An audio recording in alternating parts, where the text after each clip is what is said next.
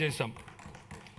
అదనంగా మరో 1.2 లక్షల కోట్ల రుణాలపై మెరుగైన షరతులు పొందేందుకు చర్యలు కొనసాగిస్తున్నాం. దీని ద్వారా సంవత్సరానికి 1658 కోట్ల రూపాయల ఆదా కలుగుతుందని అంచనా.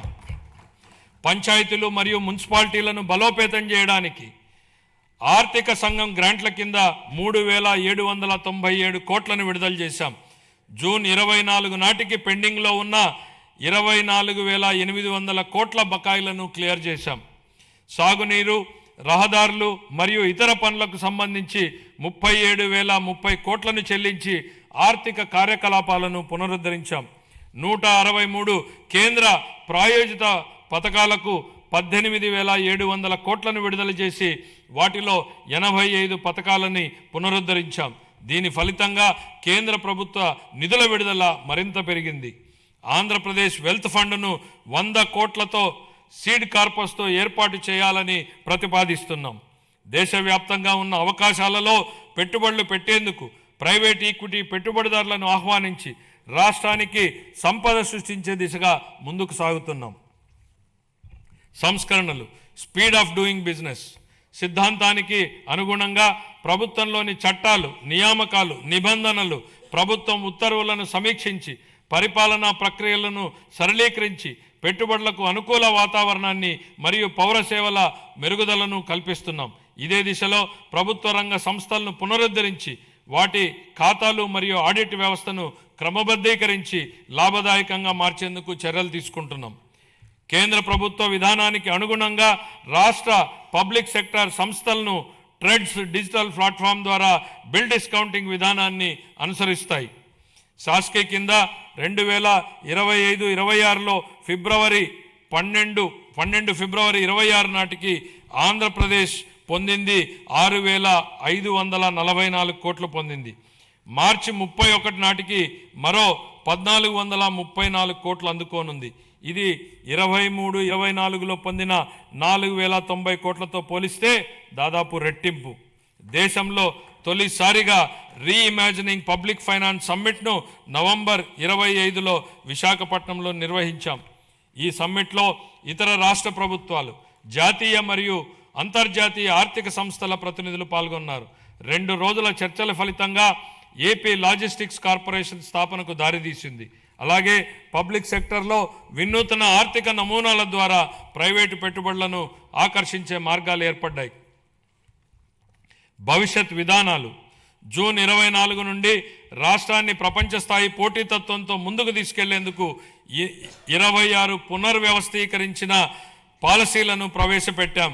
వాటిలో ముఖ్యమైనటువంటివి ఆంధ్రప్రదేశ్ పారిశ్రామిక అభివృద్ధి విధానం, ఆంధ్రప్రదేశ్ ఎంఎస్ఎంఈ పారిశ్రామికవేత్తల అభివృద్ధి విధానం, ఆంధ్రప్రదేశ్ సమగ్ర స్వచ్ఛ ఇంధన విధానం, ఆంధ్రప్రదేశ్ ఆవిష్కరణ స్టార్టప్ విధానం, ఆంధ్రప్రదేశ్ పర్యాటక విధానం, ఇలా మొత్తం 26 పాలసీలను ప్రవేశపెట్టడం జరిగింది.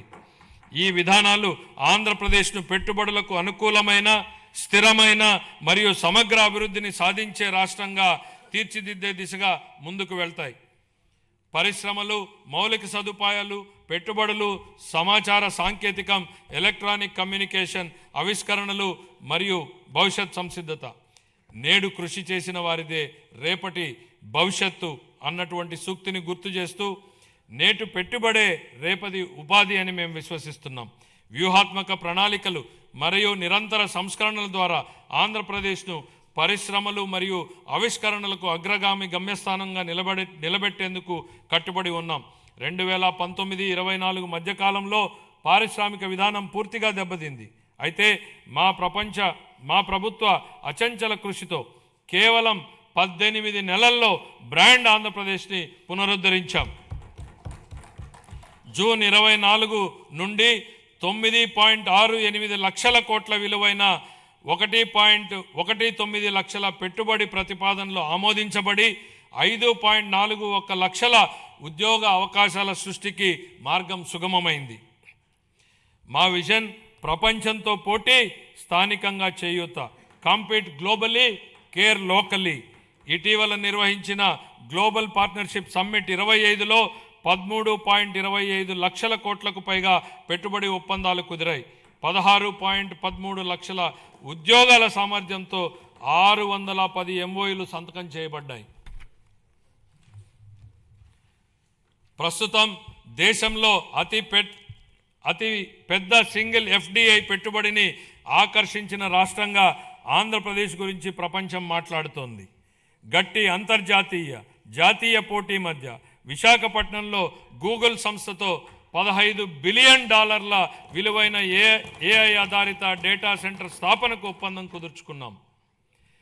గౌరవ మంత్రి శ్రీ నారా లోకేష్ గారు బ్రాండ్ చంద్రబాబుని సమర్థవంతంగా వినియోగించి ఈ చారిత్రాత్మక ఒప్పందాన్ని సాధించారు. ఆయనను ఆంధ్రప్రదేశ్ చీఫ్ జాబ్ క్రియేటర్గా కొనియాడటం సముచితం.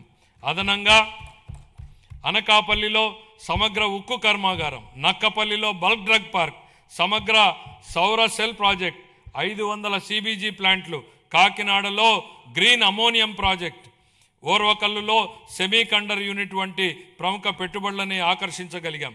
ప్రతి అసెంబ్లీ నియోజకవర్గంలో 1 చొప్పున 175 ఎంఎస్ఎంఈ పార్కులు మరియు కృష్ణపట్నం, ఓర్వకల్లు, కొప్పర్తి పారిశ్రామిక నోడలు అభివృద్ధి చెందుతున్నాయి. రామాయపట్నం 75%, మూలపేట 65%, మచిలీపట్నం 50%, కాకినాడ ఎస్సీజెడ్ పోర్టు 32% వంటి కొత్త పోర్టులు ప్రాజెక్టులు వేగంగా పురోగమిస్తున్నాయి.